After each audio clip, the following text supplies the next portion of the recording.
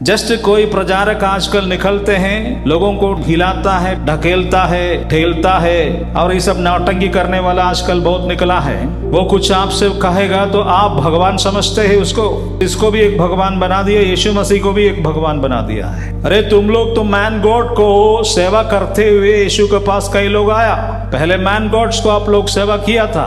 कई लोगों के जीवन में धोखा भी हुआ है, पैसा भी लूट दिया, जीवन में कई लोगों को निराशा हुआ। कई बातें हैं आजकल आप लोग न्यूज में देखते हैं ना, गलत आदमी लोग निकलते हैं, ईश्वर का नाम लेकर के लोगों को ढकते हैं, लड़कियों को बर्बाद करते हैं, पैसा लूटते हैं, ये सब कर रहा है ईश्वर के नाम पर। ऐसे एक माहौल से कई लोग इसका एक्सपीरियंस किया है। हमारे चारों तरफ इस तरह की बातें होता है, इसलिए आज क्रिश्चियनिटी के अंदर में भी इस तरह का माहौल थोड़ा बहुत चल रहा है। मैंने पिछले संडे में भी बोला, परमेश्वर भी एक परमेश्वर, परमेश्वर का दास भी दूसरा परमेश्वर। क्या है? एक परमेश्वर परमेश्वर, दूसरा परमेश्वर परमेश्वर का दास। अब यीशु मसीह के पास जाना तो सैंक्शन इससे मिलना है, यही पहुंच जाएगा। कभी कभी ऐसा जगह पर विश्वासी को कंफ्यूजन हो जाएगा कि यीशु मसीह बड़ा है कि हमारा प्रभु का दास बड़ा है, ऐसा भी होता है। इसलिए कुछ भी बोलता है, प्रभु का दास, प्रभु का दास, प्रभु का दास, गुरु जी, पापा जी, मम्मी जी, डैडी, मम्मी, चाची, ये बोलते रहता है कि आपको आत्मिक गुरु बोलने से गलती नहीं है, वो गलती नहीं है। आत्मिक गुरु होता है, लेकिन हम लोगों से प्रशंसा ज्यादा हम बटोरना नहीं है। परमेश्वर का दास का महिमा नहीं होना चाहिए, किसका महिमा होना चाहिए?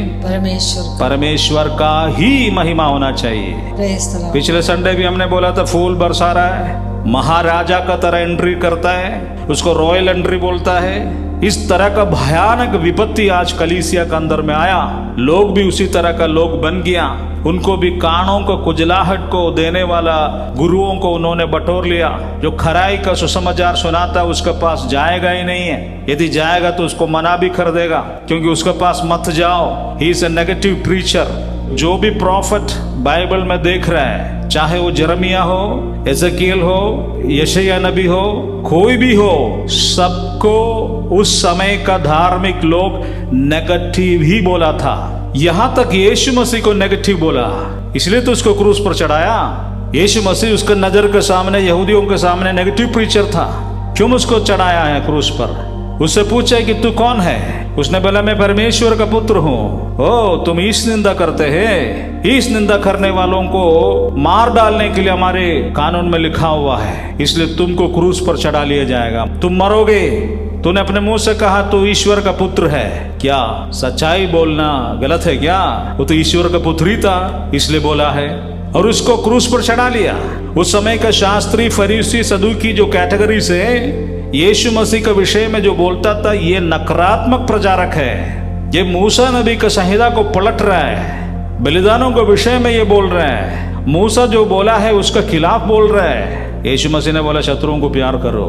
काफी चेंजेस है, उनको अच्छा नहीं लगा। आज इस सेंचुरी में भी, आने वाले सालों में एक जागृति उत्पन्न होगा। वो जागृति आखिरी जागृति होगा, उसके बाद एक जागृति दुनिया में नहीं है। इसके साथ साथ यीशु बादलों में आएगा, आमीन। हम उसको देखेंगे जो उसके लिए उसके वचन को पालन करके चलते हैं। हालेलुया। ये जागृति लास्ट जागृति है, ये जागृति काफी दिन नहीं चलेगा, कुछ समय के लिए जागृति होगा। अब इस जागृति का विशेषता आज जो देख रहे हैं टीवी में, आता यूट्यूब में, फेसबुक में, नौटंकी वाला जागृति, इसका बंद होने का समय आ गया। ये जागृति है पवित्रता का जागृति। यीशु आने का पहले पवित्रता कलीसिया को पूरा रीति से शुद्ध करने के लिए जा रहा है। हालेलुया। आज चर्चेस तोड़ दिया जा रहा है, क्रिसमस मनाने के लिए दिक्कत है, मसीहों को मार रहा है, अपने लोगों को सतावट दे रहा है। भाई साहब समझ लीजिए, इसका पीछे एक कहानी है, Jesus is coming back soon. यीशु आने का कारण ये सारे बातें मिलकर के कलीसिया को शुद्ध करेगा। हालेलुया। जो पहले प्रार्थना नहीं करते थे, आज प्रार्थना करना शुरू किया है, क्योंकि पीड़ाएं शुरू किया।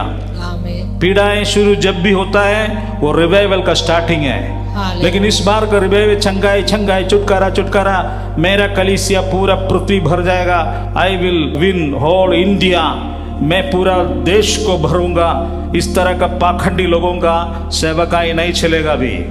अभी तक अपने मिनिस्ट्री के लिए, अपने चर्च के लिए सेवकाई चल रहा था। ठीक है, यीशु मसीह के नाम से बहुत लोगों को उद्धार दिलवाया है, लेकिन कई लोगों का फोकस मेरा मिनिस्ट्री, मेरा चर्च, मेरा ऑर्गेनाइजेशन, ये चीज जल जाएगा इन दिनों में। आमीन, हालेलुया, हालेलुया। वो नहीं बोलेगा मेरा मिनिस्ट्री पूरा इंडिया को ओवरकम करेगा, मेरा मिनिस्ट्री सारे लोगों को छुड़ाएगा, नहीं बोलेगा, परंतु उसको बोलना बंद करेगा।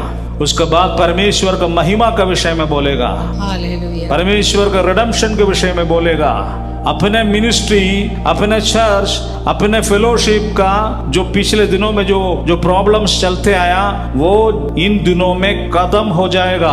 हालेलुया। चर्चेस के अंदर, एक कलीसिया का अंदर में नहीं, कलीसियाओं के बीच में एकता आने की जरूरत है। आमीन, हालेलुया। है ना?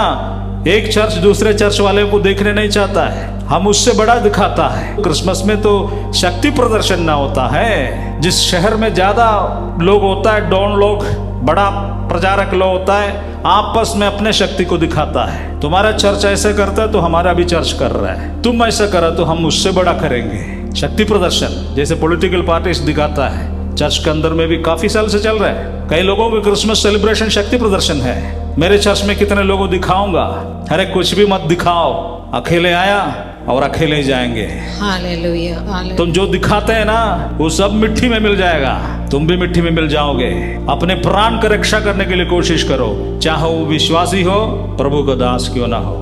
आमीन। इसलिए इन दिनों में कलीसिया का अंदर शुद्धिकरण का समय है। हाथ का शुद्धिकरण, पैसा का शुद्धिकरण, शारीरिक रिश्ता, गलत रिश्ता, व्यभिचार का शुद्धिकरण, इन बातों का शुद्धिकरण होगा। बड़ा दर्शन देखने वालों को ध्यान रखना है, परमेश्वर का दर्शन को समझने के लिए प्रार्थना करना है। सब कुछ के लिए एक सीमा रेखा है। कुछ लोग समझते हैं मेरा मिनिस्ट्री बढ़ते बढ़ते बढ़ते बढ़ते आकाश तक चले जाएगा। अरे कुछ नहीं, यीशु आ रहा है। तुमको शांति से बैठ करके प्रार्थना करना है। अब इतना भुलाने के लिए बलून नहीं है तुम्हारा जिंदगी। अभी जीवन शुद्ध करने का समय है। फुलाते फुलाते बहुत गए ना, अब वो समय आ रहा है। उसका पब्लिकली कॉमन एक इंफॉर्मेशन है, पर्सिक्यूशन। अभी जो पर्सिक्यूशन हो रहा है, संकट मसीहों के साथ, यह अभी खत्म नहीं होने वाला है। पहले किसी चर्च में उधर, किसी चर्च में इधर होता था ना, आज सब चर्च में है। इसका मतलब क्या है? सुधरने का समय आया, एकता का समय आया, पवित्र आत्मा में चलने का समय आया, अपने पेट भरने का, भरवाने का समय छोड़ करके पवित्र बनने का समय आया। पवित्रता के विषय में ज्यादा घोषणा नहीं न करता है, उसी का ही घोषणा इन दिनों में करना है। परमेश्वर 2026 में इस प्रकार का ही काम करने के लिए जा रहा है।